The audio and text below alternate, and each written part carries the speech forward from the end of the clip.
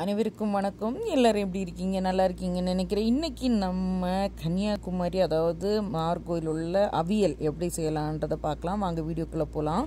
First ஒரு பேனில் கொஞ்சம் தேங்காய் எண்ணெய் விட்டுருந்தால் ரொம்ப நல்லாயிருக்கும். தேங்காய் எண்ணெய் விட்டு கடுகு போட்டு தாளிச்சுக்கோங்க. இதுக்கு அவியல் காய்கறி எவ்வளோ இருக்கோ அதுக்கு ஏற்றபடி நீங்கள் மிளகாய் சேர்த்துக்கலாம். நான் எனக்கு ஒரு பச்சை மிளகாவும் ஒரு தக்காளியும் சேர்த்துக்கிறேன்.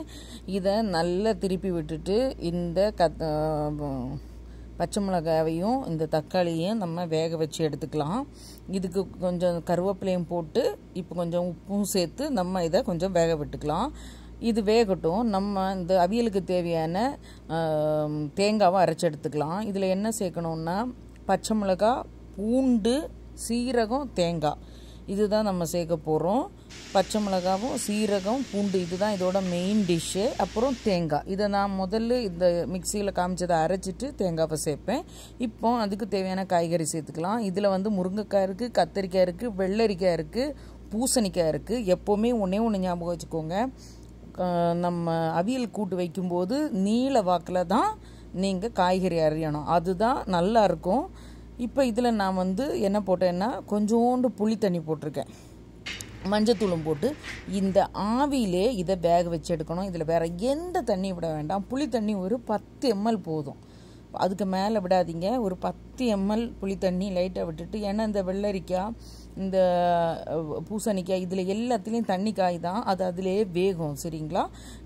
இதை நல்லா ஆவியிலே வேக வச்சுட்டு நம்ம அரைச்சி வச்சுருக்கோம்ல தேங்காய், அதை இதில் சேர்த்துட்டு திரும்பவும் மூடி போட்டு அப்படியே ஆவியிலே நீங்கள் மீடியத்தில் எடுத்து லோ ஃப்ளேமில் வச்சு அழகாக வேக வச்சு எடுக்க வேண்டியதான். சூப்பராக இருக்கும், ரொம்ப டேஸ்ட்டாக இருக்கும்.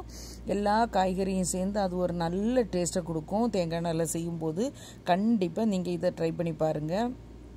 இதுக்கு தேவைன்னா நீங்கள் உருளைக்கிழங்கு கூட சேர்த்துக்கலாம். ஆனால் என்ன காய்கறி சேர்த்தாலும் நீல வாக்கில் தான் நீங்கள் கட் பண்ணணும். நான் இதில் ஒரு கேரட் போட்டிருக்கேன், முருங்கைக்காய் போட்டிருக்கேன், கத்திரிக்காய். ஆனால் அதில் வெள்ளை கத்திரிக்காய், அதாவது வழுதனங்கான்னு சொல்லுவோம் இல்லையா, அதை போட்டு தான் மேக்ஸிமம் கன்னியாகுமரி நாகர்கோயிலில் அவியல் வைப்பாங்க. அது எனக்கு கிடைக்காததுனால நான் கத்திரிக்காய் யூஸ் பண்ணியிருக்கேன்.